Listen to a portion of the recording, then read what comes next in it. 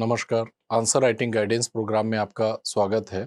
आज के इस एपिसोड में इतिहास विषय से एक प्रश्न लिया है। प्रश्न है, सहायक संधि से आप क्या समझते हैं? सहायक संधि के मूलभूत सिद्धांतों का परीक्षण कीजिए।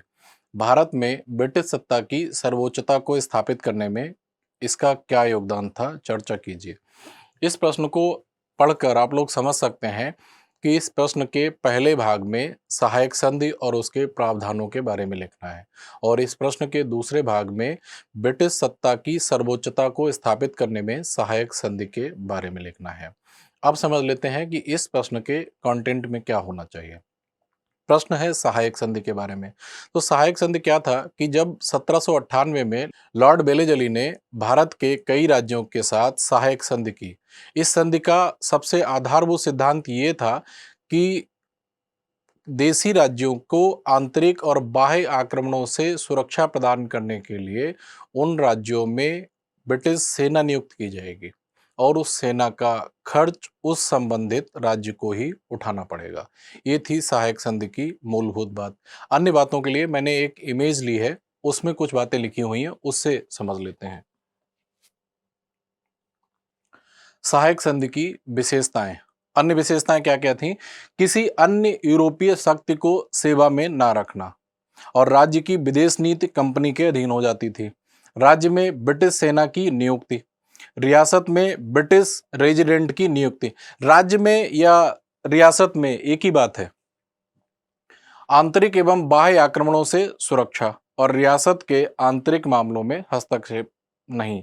तो रियासत के आंतरिक मामलों में हस्तक्षेप नहीं का मतलब है कि ब्रिटिश कंपनी उस राज्य के या सहायक संधि करने वाले उस रियासत या राज्य के आंतरिक मामलों में हस्तक्षेप नहीं करेगी, लेकिन विदेश नीति कंपनी के अधीन हो जाती थी।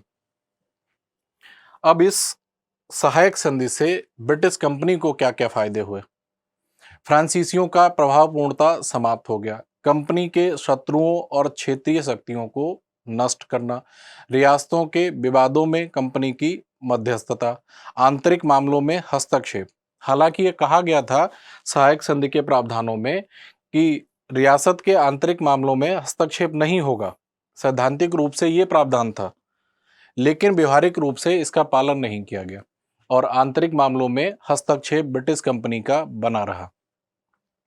सेना के संगठन पर खर्च करने से मुक्ति, क्योंकि ब्रिटिश कंपनी को सेना पर खर्च नहीं करना पड़ता था। जो भी राज्य ब्रिटिश कंपनी के साथ सहायक संधि करता था और जिस राज्य में उस संधि के तहत ब्रिटिश सेना नियुक्त की जाती थी, उसका खर्च उस संबंधित राज्य को ही उठाना पड़ता था। देसी रियासतें संघ या गुट बनाने में असमर्थ, कंपनी की साम्राज्यवादी सीमा का विस्तार, देसी रियासतों में निशस्त्रीकरण को बढ़ावा। अगर आप लोग प्रश्न के दूसरे भाग के उत्तर के लिए इन्हीं सारी बातों को इलेबोरेट करके लिख देंगे और ये लिख देंगे कि इन्हीं सब बातों के समेकित प्रभाव से सहायक संधि से भारत में ब्रिटिश सर्वोच्चता स्थापित हुई, तो उत्तर की पूर्ति हो जाएगी। एक बात और समझ लेते हैं कि किन किन राज्यों ने ब्रिटिश कंपनी के साथ सहायक संधि की और देसी रियासतों पर सहायक संधि का क्या परिणाम पड़ा। सहायक संधि का देसी रियासतों पर प्रभाव। देसी रियासतों के शासक नाम मात्र के शासक रह गए, क्योंकि ब्रिटिश सेना ही नियुक्त हो गई और जो विदेश नीति थी वह विदेश नीति ब्रिटिश कंपनी के पास चली गई। एक रेजिडेंट भी रहने लगा, आंतरिक मामलों में हस्तक्षेप भी होने लगा। रियासतों की अर्थव्यवस्था का बिगड़ना, देसी रियासतों के कार्यों में निरंतर हस्तक्षेप और रियासतों की स्वतंत्रता का हनन होना। तो रियासतें कमजोर होती चली गईं और ब्रिटेन की साम्राज्यवाद की सीमा का विस्तार होता चला गया। बेलेजली द्वारा की गई कुछ प्रमुख सहायक संधियां, किन किन राज्यों के साथ सहायक संधि की गई, उनमें से कुछ प्रमुख नाम दिए गए हैं। हैदराबाद, मैसूर, तंजौर, अवध, मराठा, बरार, सिंधिया। भूमिका में अगर दो तीन नाम लिख देंगे कि इन राज्यों ने ब्रिटिश कंपनी के साथ सहायक संधि की, तो बात बेहतर तरीके से बन जाएगी। अब देख लेते हैं कि इस बच्चे ने क्या लिखा है।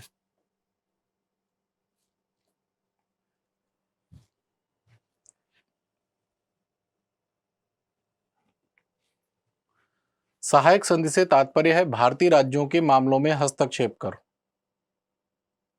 उनकी सहायता करना और उनसे आर्थिक लाभ प्राप्त करना। भारतीय राज्यों के मामलों में हस्तक्षेप कर उनकी सहायता करना और उनसे आर्थिक लाभ प्राप्त करना। आर्थिक लाभ प्राप्त करना तो उद्देश्य नहीं था सहायक संधि का। इस भूमिका से सहमत नहीं हूं। इसमें जो बातें लिखी गई हैं वो ठीक नहीं है। हालांकि इसे सर्वप्रथम प्रयोग में फ्रांसीसी गवर्नर डुप्ले लाया और अंततः बेलेजली ने अपने मूल रूप में सहायक संधि नाम से इसका प्रयोग किया। हालांकि इसे इसे का मतलब है सहायक संधि के बारे में।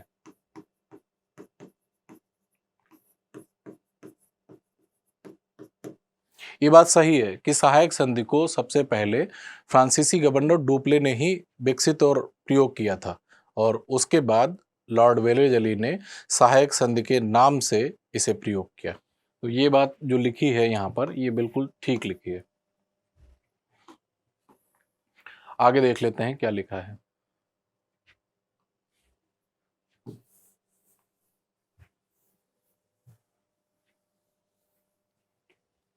सहायक संधि के सिद्धांत या प्रावधान इस प्रकार हैं। संधि करने वाले राज्य में ब्रिटिश सेना रखते। सहायक संधि करने वाले राज्य में ब्रिटिश सेना नियुक्त की जाती। आर्टिकुलेशन एरर है।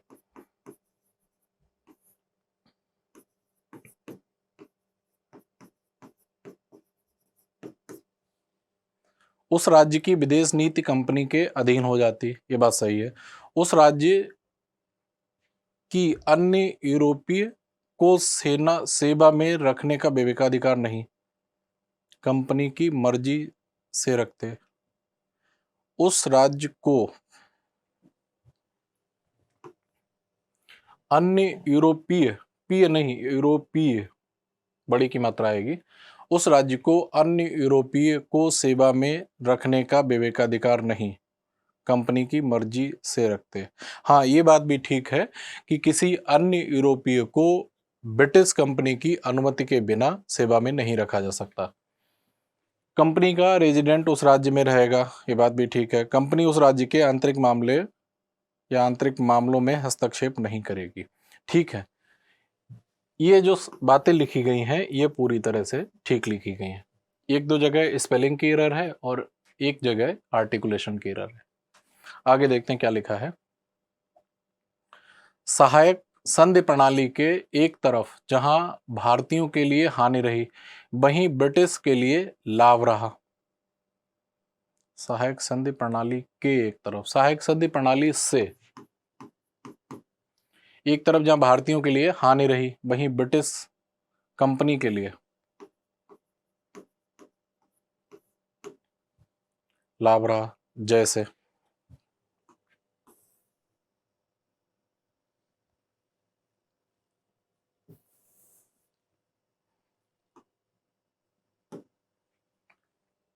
राज्यों का निशस्त्रीकरण,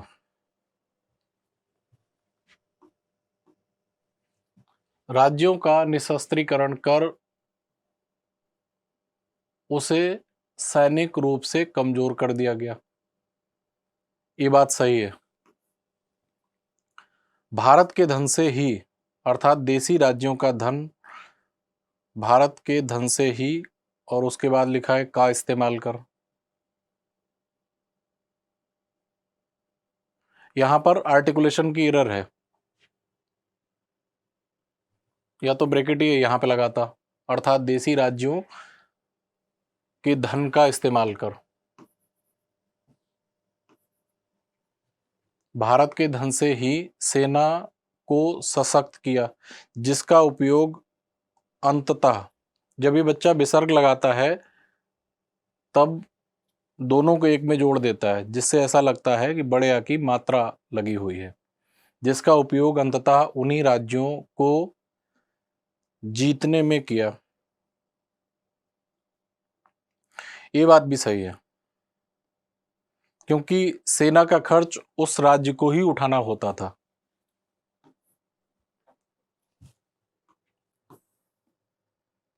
आगे लिखा है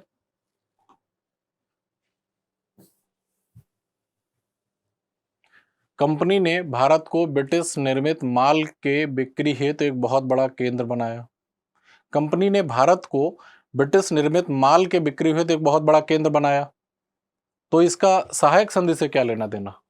ये लिख रहा है कंपनी ने भारत को, यहां पे तो सहायक संधि कुछ राज्यों ने की थी, तो उनके बारे में लिखना चाहिए था। ये बात इस प्रश्न के उत्तर के लिहाज से ठीक नहीं है। आगे निष्कर्ष लिखा है, निष्कर्षतः बेलेजली द्वारा अपनाई गई सहायक संधि प्रणाली का ब्रिटेन का साम्राज्यवाद के क्रम में निष्कर्षतः बेलेजली द्वारा अपनाई गई सहायक संधि प्रणाली का ब्रिटेन के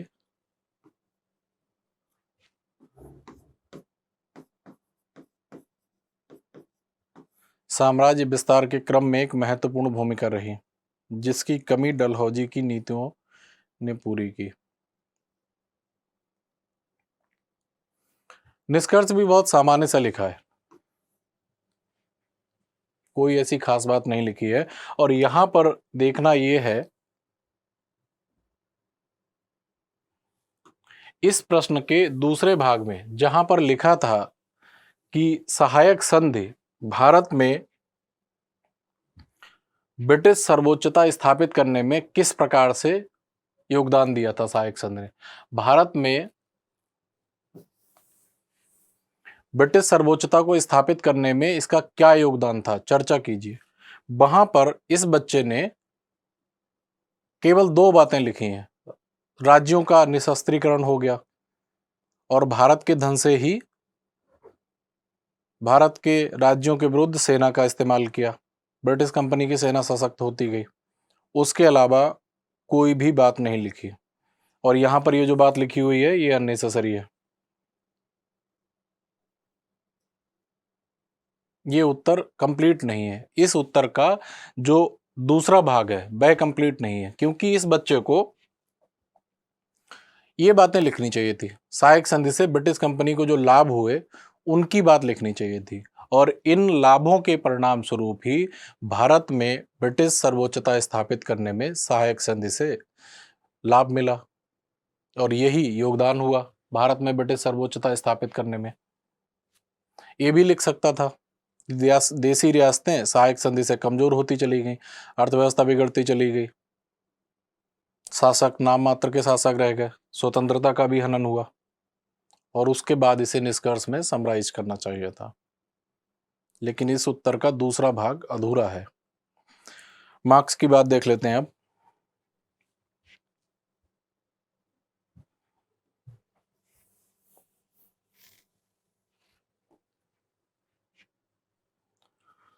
भूमिका मेरे हिसाब से ठीक नहीं है। सहायक संधि से तात्पर्य है भारतीय राज्यों के मामलों में हस्तक्षेप कर। हस्तक्षेप की तो बात ही नहीं थी, सैद्धांतिक रूप से हस्तक्षेप की बात ही नहीं थी।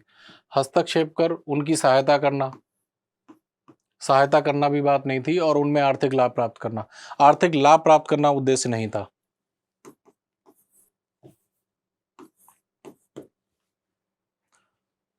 और यहां पर जो लाइन लिखी है ये लाइन ठीक लिखी है सहायक संधि के बारे में।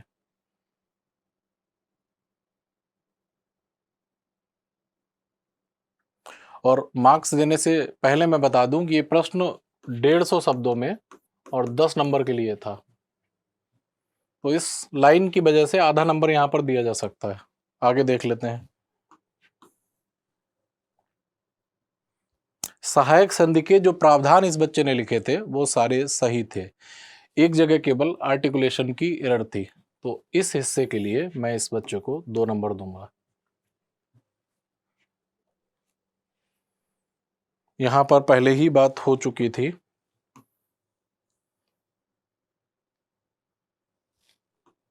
कि केवल 2 पॉइंट लिखे हैं, बाकी उसके अलावा कुछ नहीं लिखा है। दूसरा भाग अधूरा है इस उत्तर का। यहां पर 1 नंबर मैं इस बच्चे को दूंगा। निष्कर्ष भी सामान्य है, निष्कर्ष के लिए मैं कोई मार्क्स नहीं दूंगा। तो इस बच्चे को मिलते हैं 3.5 मार्क्स 10 में से। और इस बच्चे को सलाह दी जाती है कि प्रश्न की मांग को समझते हुए पूरा विश्लेषण करें। जैसे इस बच्चे ने इस उत्तर के दूसरे भाग में केवल 2 बातें लिख दी। प्रश्न पूछा गया था कि भारत में ब्रिटिश सर्वोच्चता स्थापित करने में सहायक संधि का क्या योगदान रहा, और इस बच्चे ने केवल 2 बातें लिख दी, निशस्त्रीकरण, और दूसरा लिख दिया कि भारत के ही धन से राज्यों के विरुद्ध सेना को सशक्त किया गया। उसके अलावा कोई भी बात नहीं लिखी, और जबकि इसे लिखना चाहिए था ये वाला भाग, इन बातों को लिखना चाहिए था, और इनके साथ साथ ये भी लिख देना चाहिए था कि देसी रियासतें कमजोर होती चली गईं, जिसकी वजह से ब्रिटिश सर्वोच्चता स्थापित करने में सहायता मिली। लेकिन इस बच्चे ने ऐसा कुछ भी नहीं लिखा। तो इस बच्चे को मैं सलाह दूंगा कि नोट्स को ठीक से पढ़े और प्रश्न की मांग के अनुसार उत्तर का व्यवस्थित और पूरा विश्लेषण करे। और इस बच्चे को 10 में से 3.5 अंक दिए जाते हैं। और इसके साथ ही हम लोग अगले एपिसोड में मिलेंगे। धन्यवाद, नमस्कार।